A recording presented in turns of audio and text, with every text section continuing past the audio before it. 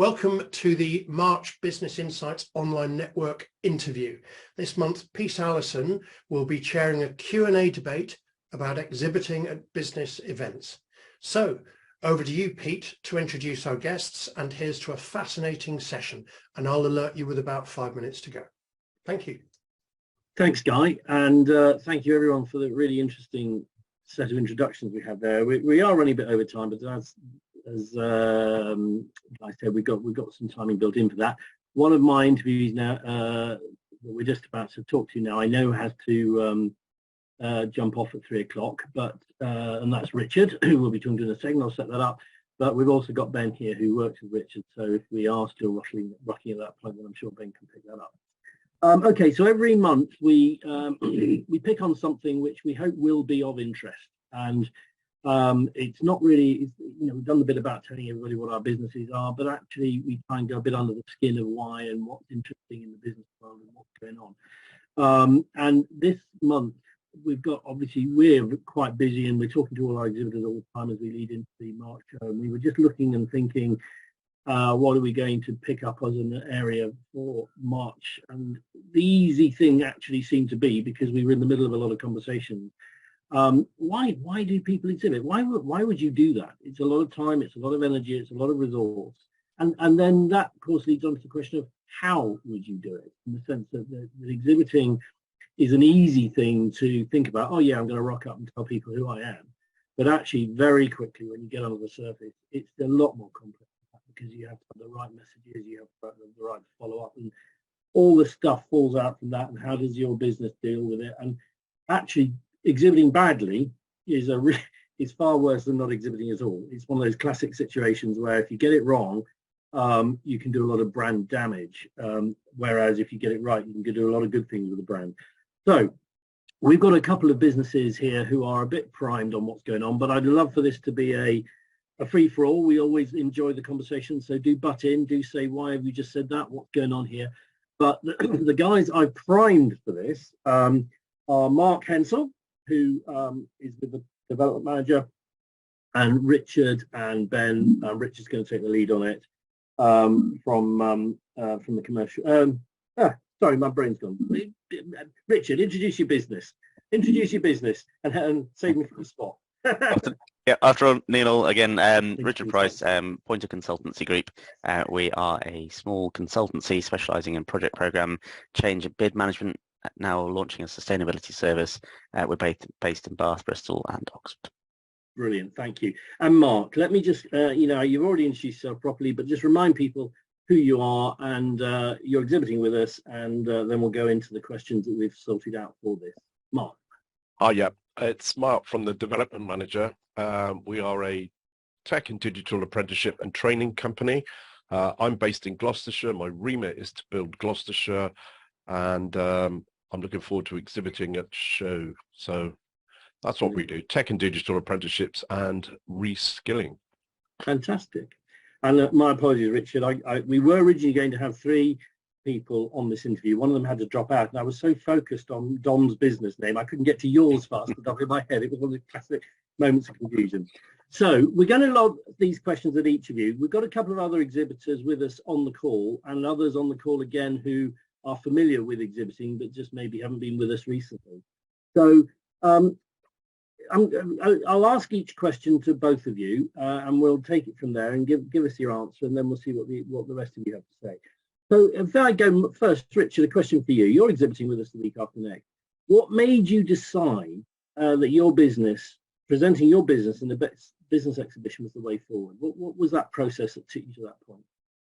So it's interesting listening to some of the stuff Ryan said earlier. I think we as a business have got a history of working with long-term clients, and we do relatively little business development, and we tend to have long-term repeat business with a few limited number of clients, and that's from the project and change management with an engineering background that we bring. As we look at moving into the sustainability sector that we're doing now, we need to work with more businesses, and that means more business development activity, and that has driven us to think that we need to speak to more people. We went to the South Gloucester show a few months ago, and that was really useful. We had lots of interesting conversations, but the majority of those were sidebar conversations with other people who were wandering the stalls. And whilst we had some good conversations with the kind of stall holders, those who are exhibiting, the realization was it's probably not those people that we need to speak to most, it's the rest of the crowd.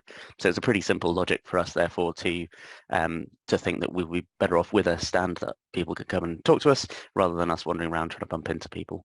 And clearly the location makes sense for us given where we're based, Bristol, Bath and Oxford. So that was the logic of how we got to exhibiting. Brilliant. I'm thoroughly pleased that you enjoyed the South Gloucestershire show. Fantastic. Mark, I ask the same question to you. What made you decide that this was a good thing to be doing?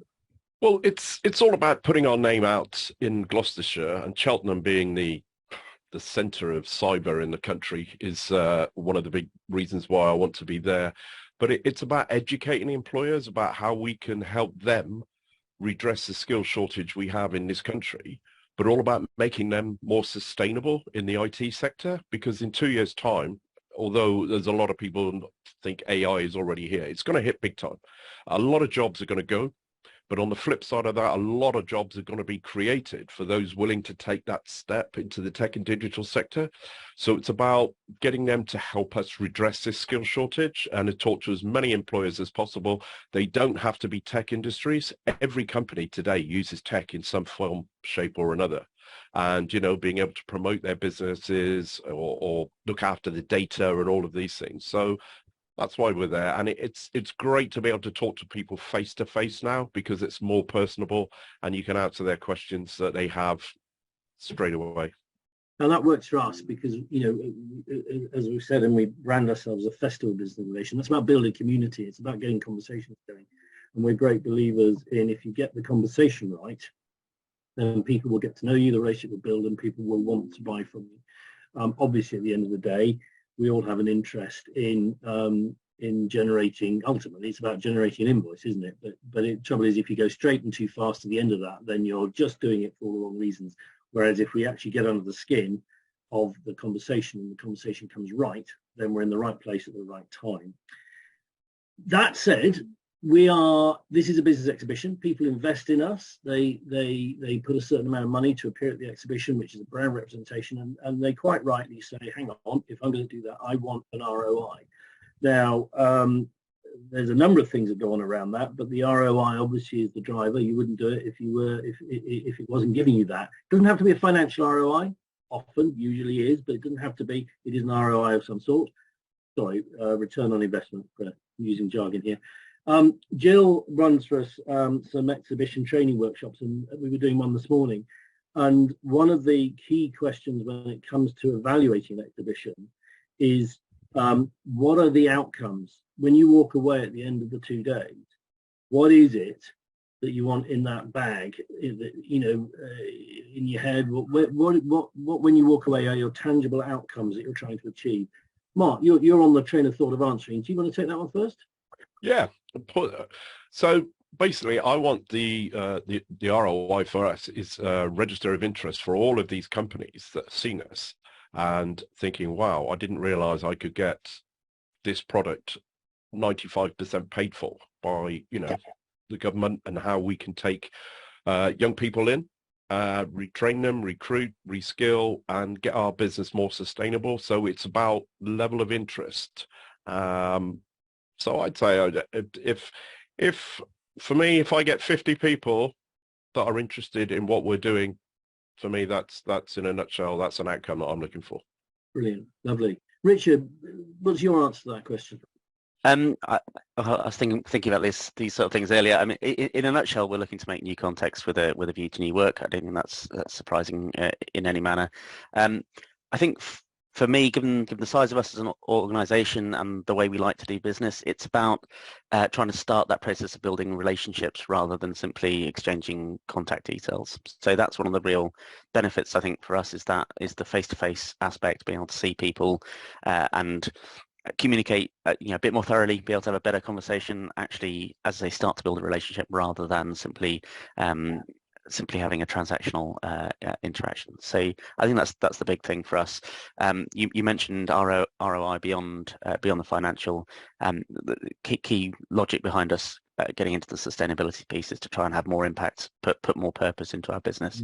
And it's about, so it's not purely about the sales, it's about actually trying to get in and help businesses to understand sustainability, to get in and work with them in that manner. So these conversations are all beneficial. It might not be that it's those people that we can help, but it's just building that network again as a small business, trying to get that brand awareness and trying to spread ourselves a little bit wider. Brilliant. And you mentioned two things in there, both of which I think are crucial to how we look at this. And the first one of those was the relationship. And we're a great believer, if you get the relationship right, people will tend to want to buy from you. And that gives you an opportunity over the competitor.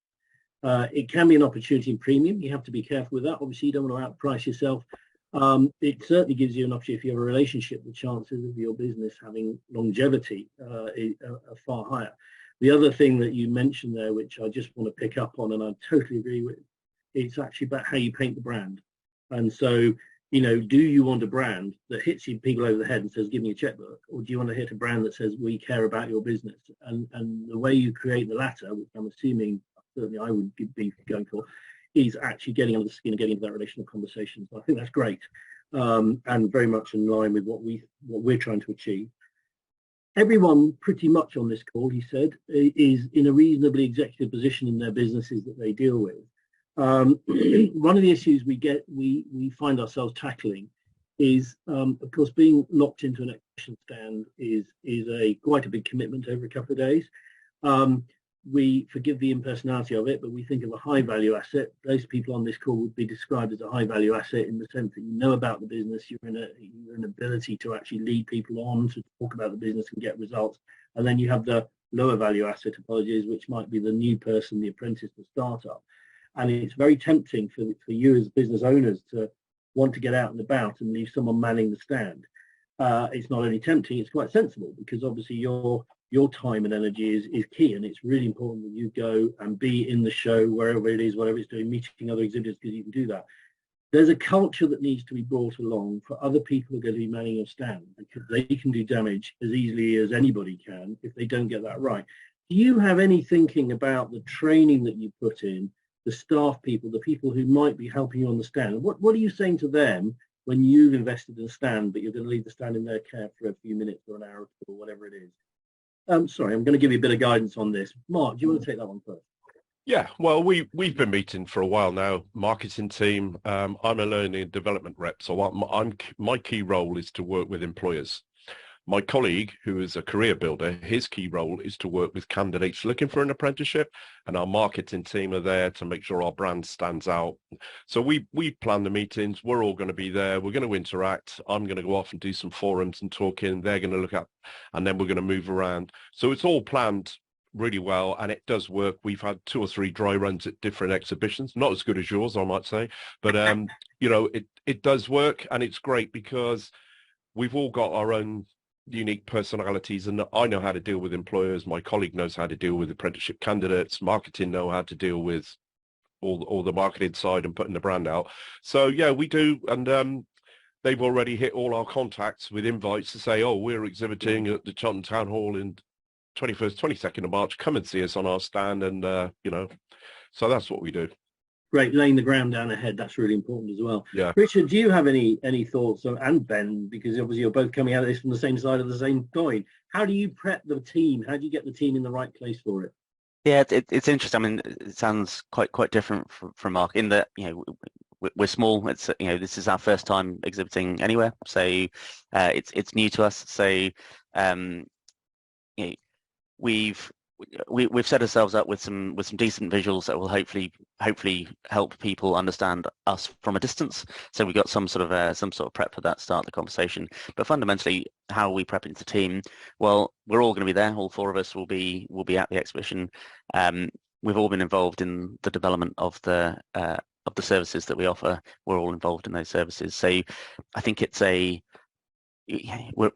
we've all got a value to add in those conversations. So it's that comfort that what we're talking about is what we live and what we do day to day, and therefore it should be relatively straightforward. But I'm I'll be interested to see how that goes over the actual event.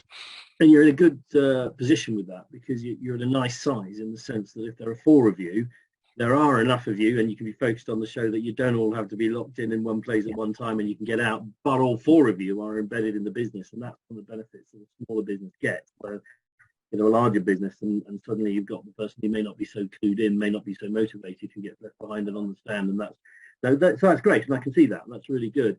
You get the contacts, you get the discussions. Do you have a process in play? I'll just stay with Richard on this.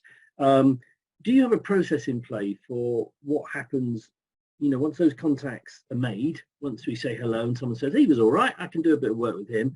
How do you, what's the process that converts them on through to meaningful business and ultimately sales? Do you have a view on that?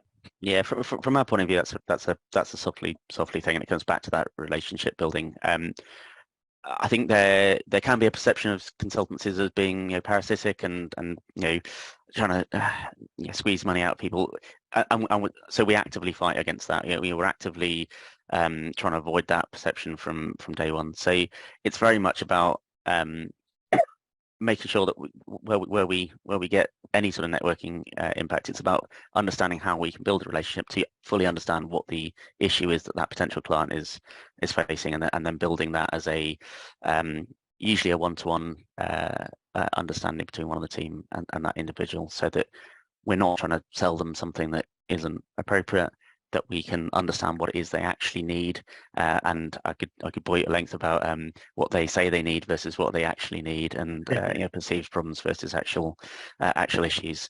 So it's that conversation. It's that slow piece. So for us, it's definitely going to be a case of, it's not gathering contact details and firing out standard emails to people. It will be hopefully have a decent conversation there and then, and if not, then it'll be pick the appropriate member of the team to go forth, and then have a one-to-one via email, LinkedIn, or telephone, depending on. So you keep the relationship. You keep the relationship based with an individual, which I think most of us would warm to. You get back to buying, know who you buy from. I think we've all got the stories about the client who doesn't actually know what they want. But hey, when I talk to some of my business world people around that, I say, actually that's a good thing, because if that wasn't the case, we wouldn't have a job. So that's fine, don't knock it. Mark, what's your process or process for collating, and that, when you make a good contact, how do you push that through? What's the process for you? Well, what we do, and then I might just say it's slightly different, we don't sell. The only person in our organisation that sells is the MD when he's looking for more funds from the Department for Education. So what we're doing is we're giving information, building relationships, as Richard said, and allowing that employer or that person to make the decision of, are we right for them? Are we the right fit? If we're not the right fit, I've got nothing against, referring them on to a different company. And so we think we do well by doing good, and that's our reputation. And we don't want to, as I said, sell anything. We want to give employers the information and ask them for their help to spend this money to bridge the skills gap. And we do that by, following up. If the person is the right person and they want the more information, how is it going to fit into their business? And, I'd go and see them, have that conversation away from the exhibition, get to know what they want, get to know what their business wants, and then offer them the chance that we could possibly do a 30-second video about, this is where the person's going to work, or this is what they want. And that's what we do. Brilliant. Now, I'd like to stay with that tack a little bit. Sorry, Richard, did you want to chip in? Sorry, I was just going to come back on that. A lot of what Mark says there completely echoes with what we're doing, and it's that something that I've always described as karma networking. It's that piece of, what can you do to help that person, and if it's us delivering a service to them, then fantastic, that works really nicely. But if it's introducing them to somebody else we know, helping them just find the right answer on the internet because they've not been great at Googling, or however else it's gone on. Strong believer that if you can help people out, eventually that comes back to find you and makes your life better. But you don't have to win every single one. You don't have to sell every time. Yeah. No, and I'm just staying with that whole thing about converting contacts into sales. Something Jill mentioned earlier about, it's not necessarily an immediate overnight sale, but there, as we look at it, every business has a unique angle and will understand its own process of how long things take. And I know, I come originally from the music and the festival industry, and it was a joke at some point. Some of the consultancy work we did, we used to be working for 2 to 3 years with somebody in an organisation before it actually came to a point where we could see how we were going to add value. They could see how we were going to add value. Then you go into a contract, then you raise an invoice. But the payoff for that is we'd be in a really long-term relationship. But therefore, it was that very relational, okay, let's sit down and talk, we understand what we talk about. And if we're getting to that sort of thing on an embryonic or a firefighting level, then normally the start point of the conversation is when they're in no position to do new contract buying. We actually have to understand how that process is being. So we had this really long gestation period, which I used to get absolutely caned for by the people behind me. They say, you've got to tell me, you're spending time with these people, you got to do something about this. But we had to take the time over it. There are other people and people who exhibit with us who are, for the sake of simplicity, selling a widget. And when if a widget is useful, somebody will say that widget's useful. I'll have 2 of them. They will make the transaction and the job will go on. So that's a very instantaneous timeline. And I'm interested, I suspect you guys, because of the nature of what you're doing, are going to have that slightly longer approach. But I'm interested in an objective viewpoint, if you've got it, and certainly one from your position about how long do you give this thing? What's your view as you go in as to how that outcome's going to be? Well, Richard, do you want to pick up and take that one? Yeah, I think hugely variable, as you say, and I think there are people that we've been, our business has been going on for 4 years. There's people that we've been talking to on and off, and I expect that at some point we will do some work with them, but we haven't yet. It's very rare for us to see things that turn around in quicker than 4 to 6 weeks. So that sort of 3 to 6 months is probably a reasonable window. Sometimes that's a contracting issue, so you quite quickly come to the conclusion that there's a need for work to happen, but it takes, particularly where we're working in some way involved in the public sector, it can be the contracting side of thing that adds a couple of months of delay on that turning into real work. But I think otherwise, yeah, we're quite, we're very relaxed about it, and we'd expect 3 to 6 months would be a sort of normal sort of window of discussions, to and fro's, and building up enough of an understanding and trust so that they can be confident that we can deliver what they need, and we can be confident that we can actually do the work that they need, and that they've asked us the right exam question, and that we're not going to come in and it's going to be awkward for all of us when we're trying to solve something that isn't the right problem. It's really important getting the fit for the supply and demand. Mark, what's your idea about timelines and things for this? With us, it's very different, and each case is on an individual basis. I mean, I had a great success story recently. Somebody applied for a position with us on the 17th of February. I found them an employer. They started an apprenticeship yesterday. Another employer, I'm searching for the right recruit for them. But what we do, if we get an expression of interest at the exhibition, we normally like to follow that contact within 5 working days. Our marketing team will go away, have a look, give them all the information they've asked for, let them digest it, look at some of the success stories we've got on our website, etc. And then, see if we can get another meeting booked away from the exhibition within the first couple of weeks, just so that everything stays fresh. And then we build the relationship from there. And depending on the size of the employer, depends on how quick we can move forward. Yeah, brilliant. That's good. Okay, so those are the processes and the way we look at it. Obviously, when you come to an exhibition, there's a lot going on. And, we've already alluded a bit earlier about going around and talking to the exhibitors. And we all often say about that, the exhibitors are the ones who've got the motivation in their minds to come there and be outbound. So while the visitors are all very important and the footfall is very important, actually, if you rank the likelihood of somebody engaging with you, the exhibitors are probably higher than anything, and you're building community, and that goes back to what festival is about. For all of those reasons, we have the content side of the programming, and a lot of the content, if you looked at our content, there's a lot of really interesting stuff. And Al mentioned earlier the thing, our political systems, are they fit for business? What a great thing, and don't answer that because everybody immediately goes off on a rant, and that's fine. But you go along, and that's a really interesting discussion, one of the slightly more outlying ones that we deal with. But you're in the room with a bunch of people, and you're building relationships and doing things. We have the breakfasts, which are a more direct, in-your-face, networking, designed opportunity. The question I'm interested to hear from you both, and Richard, I am aware that we're approaching the point you've got to shoot, and Ben's you back up. So at the point we do, don't hesitate. I've got another 5-10 minutes, I reckon, for you. Yeah, that's fine. I will leave it in your hands. But in fact, I'll let you go first of this, just in case we run on time a bit. What part of that whole process for you, how big a part does it play this time that you're not on the stand, that you are out in the show, you are out at breakfasts or other things? How does that bear with the relationship of actually being the stand itself? Yeah, it's an interesting one.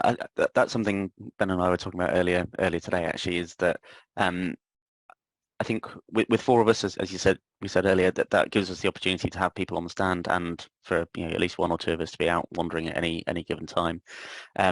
We've got a good range of people across the four of us.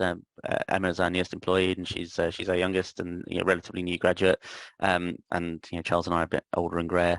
And that I think that range means that you'll get different conversations potentially with different, with the same stand holders, you get slightly different viewpoints and all the rest of it. So I think our intent and our plan is to make sure that we all get to have a wander around. We all try and pick out the stands that we find interesting, go and find out a bit more about them, and bring that in and pull that as information and see what different perspectives we can draw from it. And there's a really interesting dynamic you're putting out there, something we touched on a bit earlier when we were talking about briefing the team. But you're right. Some of us are positively looking old and grey. Others are just out of college or university or whatever. And, the conversation that each of us walk into, as long as it's educated and wise about the business, is going to be a really different tenor of conversation. And we all know, the young female engineering, those things are a really good draw point, because that's what people want to see going on. And yet, it's the trade-off of life experience with digital nativity and the youngsters, isn't it? That's so important for getting that match right across the businesses. Mark, what's your take on the bigger picture of actually the 2 days and what's going on around the place? Well, we're fortunate in the fact that we've got myself, who deals with employers and has been lots of networking. My colleague is a lot younger. He deals with the candidates that come on. And two of our marketing department are actually degree apprentices with us, doing their final year of a degree apprenticeship.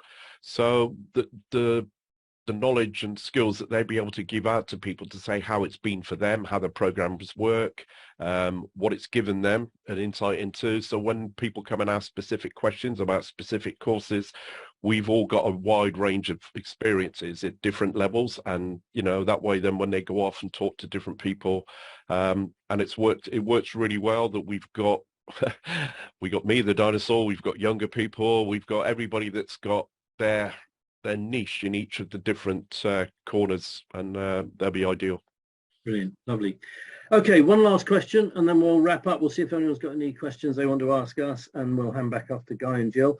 But it's really important, obviously, when we do a show like this, you have invested the time, the energy, the money, the resource, whatever it is. You can walk away, you've got a list of contacts, you've got stuff going on, you've got a lot of buzz going on. A system of metrics to assess what the team is doing and evaluate those results. Do you guys have any systems for that? Some people do it very intuitively, others do it very mechanically. But what's your take on it, Mark? You want to? Yeah, we've got a proper metric spreadsheet that marketing use for every event we go to, on the amount of hits that came through the website, the register of interest, the programs and everything they look. And we'll look at it compared to the year before to see what the level of interest has been, and that's how we judge whether we go to that exhibition again or not, and how it works. And fortunately, yeah, it's great, because these ones are always, they hit every part of the metric. Brilliant. Richard, what do you take on that? Yeah, we're quite the opposite, and unfortunately, and it hurts me as an engineer not to have a good Excel backup to monitor all of this, but all qualitative and in a sense. I mean, we will look at whether the website's getting hits, but again, we sit at a low baseline on numbers. It's difficult to draw statistical conclusions based on the amount of data we get. So it's it's for us, I think it's very qualitative. It's very much about how do we feel we've had meaningful, useful conversations? Where do we think they've come from? Does it make sense? And in fairness, we've been to larger trade shows. We've been to some what should be very relevant and very large exhibitions as wanderers around us rather than on a desk. And what we found is that we don't get good conversations out of that. So we got rid of those. But as I say, the South Gloucester one recently demonstrated that we could have some really useful sidebar conversations, and therefore we're actively pursuing that smaller, that SME market, that more local opportunity to exhibit and talk to people. So there's a fascinating trade-off that I personally relate to, and you can spend an awful, especially when you're a smaller business, you can spend an awful lot of time analysing, get some great results, and you just realise you spend all your time looking at them, you've got no time for anything else, and then get stressed over it and not deliver on anything.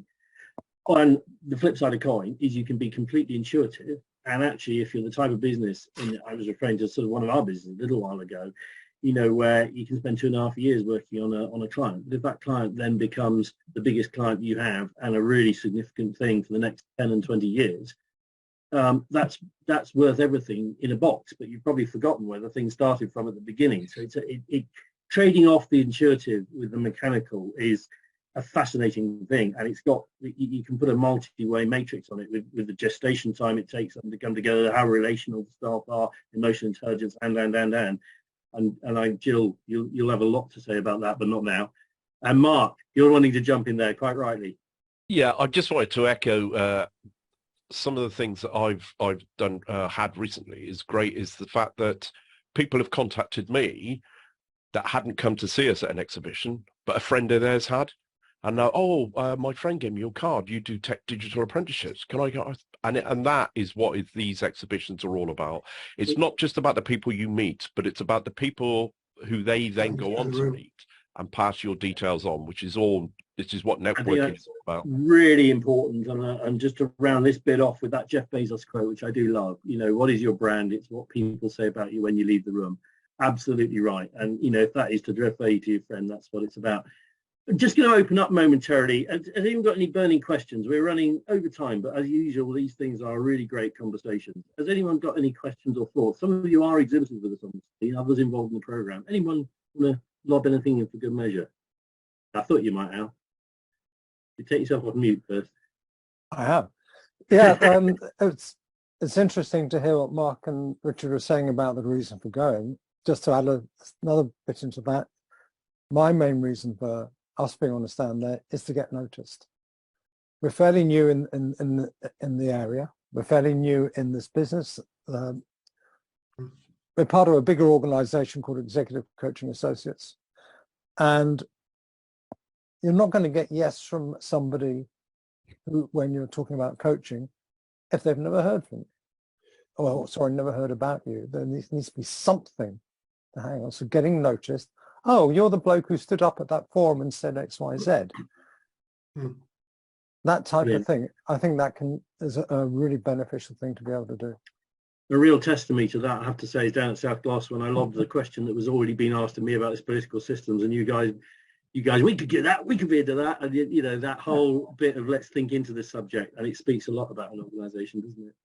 Well, thank you. Guy. Yeah, I had an observation rather than a question, is that one of the things, if you've got people on your stand, because I've done a lot of exhibiting, I've also worked for big exhibition companies, so I've been on both sides, is sometimes you only get a few minutes talking to someone, or you only want a few minutes talking to someone because they're quite busy or you're quite busy. There's a way of couching certain questions that you can then refer back to when you're in your follow-up, and some of them really open-ended one is who else is involved in the decision-making process on this, rather than checking if that's the person who makes the decision, because usually quite often you're only talking to one of a few. Say for instance, Mark, with the civil service or the public body side of things, you're going to have one person there. It's going to be a committee, it's going to be a committee decision, or quite often a joint decision for people. So that's a really good way of doing it. Another really good question to ask, we were talking about timescale before decision is made, is to check on people's buying periods, you know, just to go kind of like, so when do you normally make decisions about this sort of service? Because everyone's going to have different budget periods, everyone's going to have to different decision-making time spans, if you like, and that actually helps you not to be going back to people either too soon or too late. So there's a few kind of like open-ended but really quite key questions that you can frame what might only be a few minutes with, and usually if they're not the first things you ask people, then they're quite happy to volunteer them. Brilliant. Okay, so given the time, does anyone have any burning thing in their mind, or do I hand back over to Guy to do other things? Okay, Guy, we're back in your hands, fella. Fantastic. I mean, that was fascinating. Obviously, I'm in the trade, so, you know, and have been on both sides, but it is fascinating to hear people's motivations behind what they're wanting to do, and more importantly, why. If you get the why from any business, then you're halfway there.